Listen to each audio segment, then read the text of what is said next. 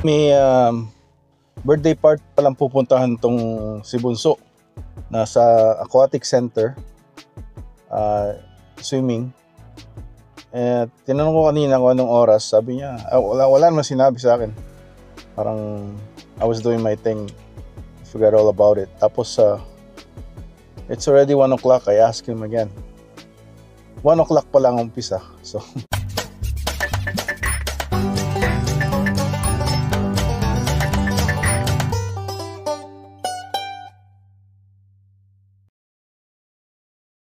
yan, magmamadali kami, pupunta kami dun.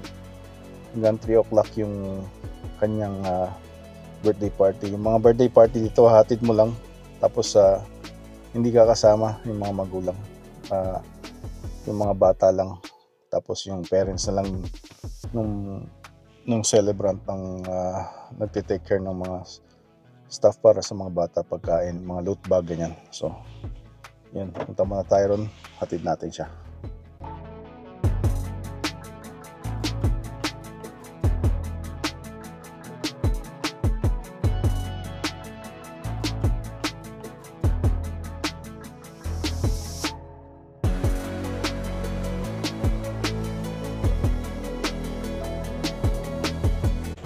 Ayan, dito na tayo sa Aquatic Center.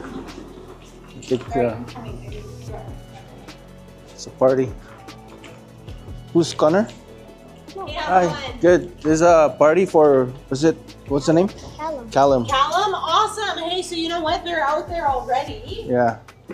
If you want, you can go with them. Yeah, I'm just gonna drop him off. Just pop out this way, you guys, and then just take out your outdoor shoes before you go in, like past the rope or whatever. Okay. So just pop in there and see if you can see them. You get anybody's attention, anybody along here. They're just in that private room over there. They've rented it, right. so we can put your stuff in there after. Okay. Yeah, thanks. Yan, buti na lang ha. Ano no? Sana yung ano? Dito lang ako nag-park kasi late na nga kami. So, invite yung receptionist doon. Pinapasok agad kami. Yan. Mga vlogs, tignan natin dito yung ni-repair nila. Parang petix lang yung repair nila eh. Kasi ayan Ayan, pagka yung tubig nandyan sa pothole pagka winter, gaano yan, magfo-frozen. Ito hindi naman nila inano. Oh my god, petix din yun.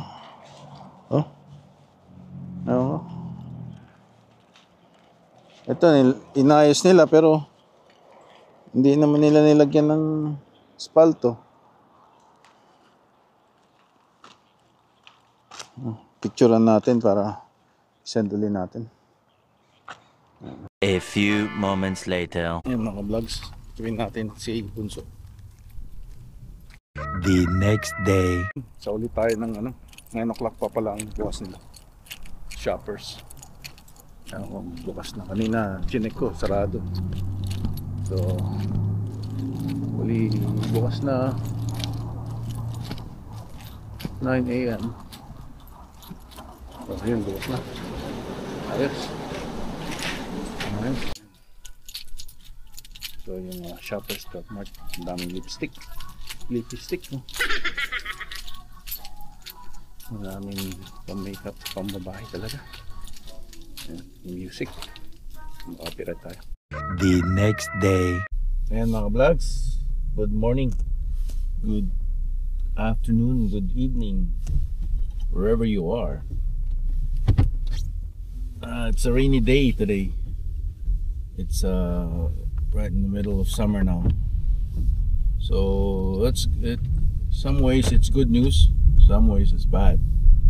Kasi yung mga nagka-camping, hindi sila makapag-camping, or makapag-camping sila but it's gonna be rainy. Sa good news naman ay walang forest fire. Yay!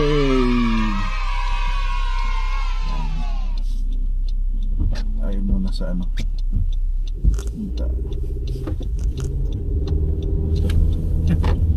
nagpilahan agad sila doon. saan man. Yan, salamat sa kay Renato sa pag-shoutout dahil dun sa previous vlog natin eh. Sabi niya mahina daw yung boses, so I'm gonna try to put ng mic at laksan natin yung boses natin habang nagbablog. Yan, medyo sumigaw tayo para ma-convey natin ang ating sinasabi. Ayan mga ka-vlogs, kahit maulan, enjoy pa rin dahil yan lang pagkatapos na nitong summer, yung mga t-shirt weather. Wala na. Balik tayo sa mga bibigat na jacket. So yan, at mag-enjoy lang tayo kahit umuulan. Okay nga dahil walang forest fire, kaysa naman mausok, hindi kagaya dati, no?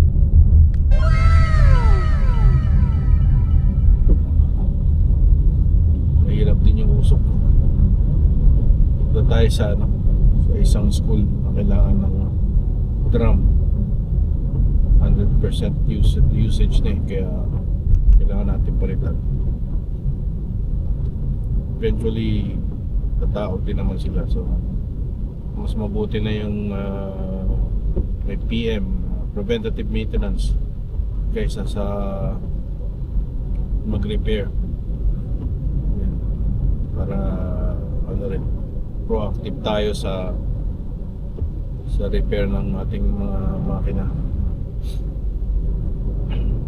Pag drive din tayo.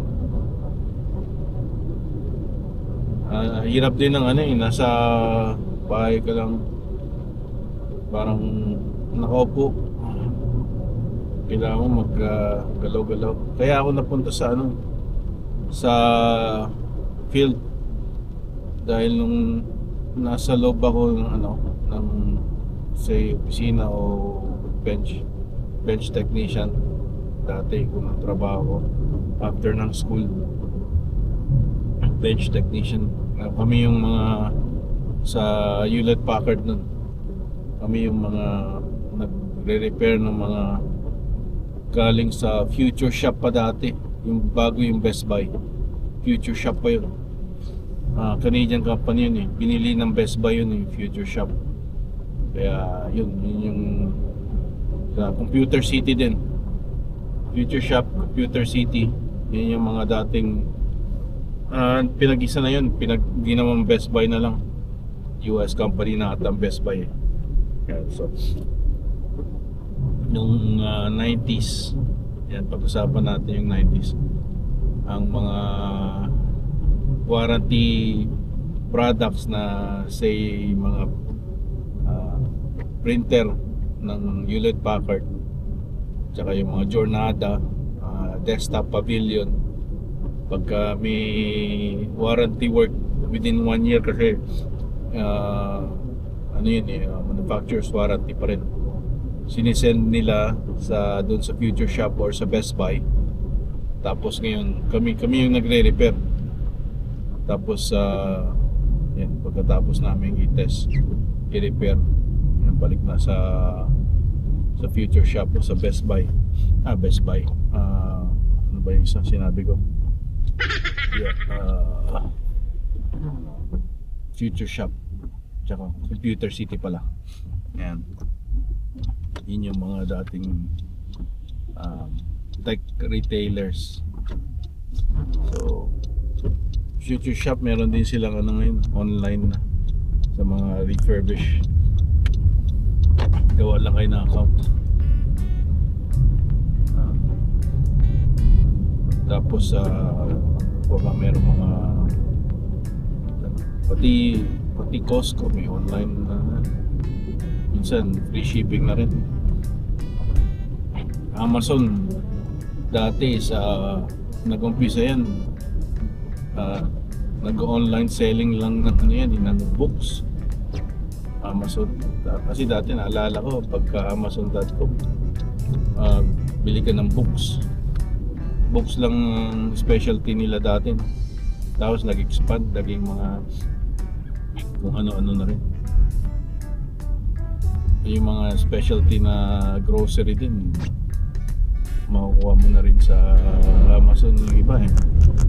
Kailangan mo ng lato ba yun na sa Pilipinas parang green wheat salad, parang galing sa Vietnam eh, pwedeng i-order sa Amazon eh. Nakita ko yun.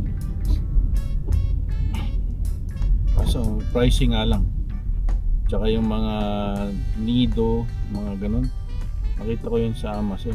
Kaso pricing nga, kaya hindi mo rin masyadong mahal din. Ayan. Habang hindi tayo yung original Joe's pa lang hindi, ano na siya, Crossroads. Tapos may Starbucks doon, may Crossroads. Dati original Joe's wala na, sinarado na dahil during pandemic. Hindi na nakayanan yung pressure ata ng stay home. Hindi naman sila ata nag original Joe's dito. Hindi sila nag online ordering. So,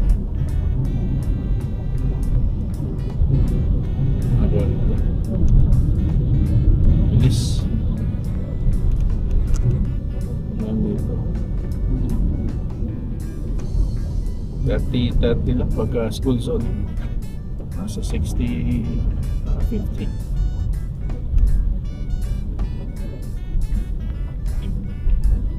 Alad. Tapos dito tawag tayo sa customer para alam nila na nakuha ko yung call. Dumating mga yun, gabi na. Naka-open yung mga namin, yung tech number namin para pagka nag-online service call ang customer automatic na nag-send sa amin.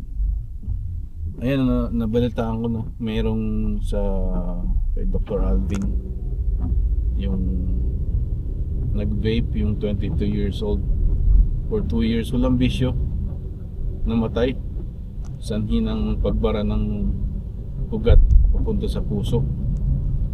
Parang nag-inflame ata yung ugat, tapos yung heart attack. Importante yung laging dumadalo yung dugo natin ng maayos, yung papalapot ng dugo, yung sugar din. Oh no! Kaya mahirapan na magano yung dugo dumaloy dahil sa pag malapot yung dugo mo. Kaya yung iba nag blood thinner, yung aspirin, blood thinner para numipis yung dugo, hindi lumapot. Aspirin yung ginagamit nila. Iba yung aspirin sa ibuprofen. Ibuprofen, iba rin yun, parang anti-inflammatory aspirin. Tapos may ano pa yun, paracetamol ata sa atin yung brand, acetaminophen. Ano naman yung Tylenol. Ano rin ako, mahilig din ako magbasa sa mga ganyang mga chemical na makapag-iiba ng ating daloy ng dugo sa ating katawan. 2,000 years later. Thank you, Vicky. From Walmart. 2,000 years later. Ano mga vlogs, midday, 2 o'clock. Ano na yan? June 27? Tama ba? June 27, Thursday.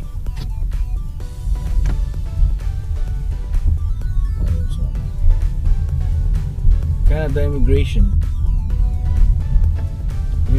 Yung current government pala natin is ayaw pag-usapan yung mga issue ngayon sa international students dahil takot na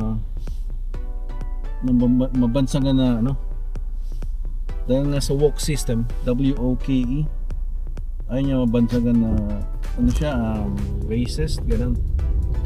Lahat gender neutral, race neutral, parang takot, no? Even yung sa mga tawag nito,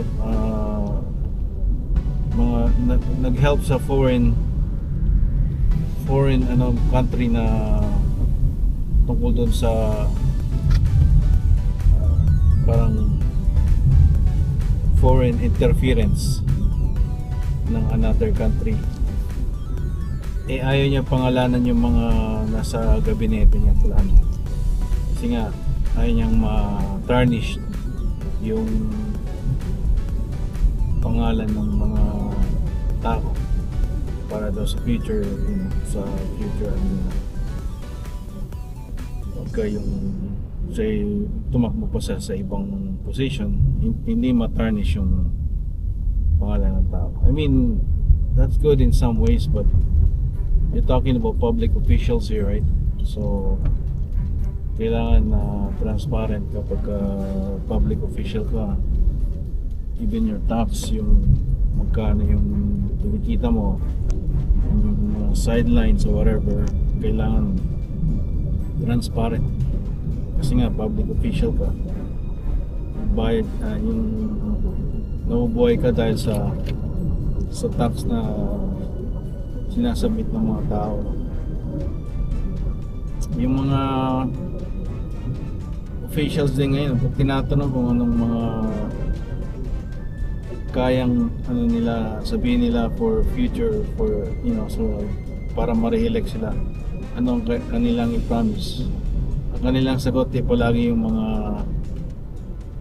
mga current events na nangyari na about yung sa Russian invasion of Ukraine, ganyan, we're helping them.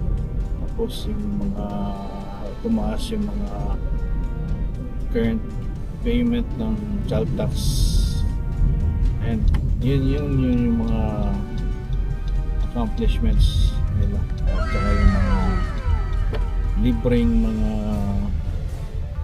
schooling sa mga healthcare aid. I think that's a liberal program. Sa conservative hindi mo makukuha ata yung ganung klaseng program, kasi kung libre ang education mo, it's we're getting into communism. Oh no! Sounds like, right? Like Cuba, lahat ng mga doktor nila is inaaral ng gobyerno. Yan. So it's communism, and binabayaran din ng gobyerno. Dun sa resort nila, lahat pag-aari ng government, walang private resort. Lahat yung mga nagtatrabaho is government workers, pinapabahay, pinapatrabaho, lahat sa government sa Cuba. I'm not saying it's bad, I'm just saying comparing what's happening now with Canada. Canada and Cuba has a very good relationship, right? So sila lang yung that may time na ang mga Americans are not able to go to Cuba. They're able to go, but parang hindi tinatatakan yung passport nila na nanggaling sila ron. Tapos pag sa resort, sa pagkatahimik, sabihin, oh, because there's no Americans around. Peace, my American friends. But I'm just saying the stereotype ng experiences ko at yung mga naranasan ko back then. Ayun dito yung ano, nahiwa ako ng late. Lagyan ko lang ng ano, nag-heal na naman siya. So ba, dami ano tayo. Tawag nito, peklat, poklat. Ayun mga ka-vlogs, ito paborito ko, ding dong. Mas mura to kaysa nung yung isa eh. Maraming nuts pero ito mas marami kasing chips. Parang yung piwi no. Kaya tayo.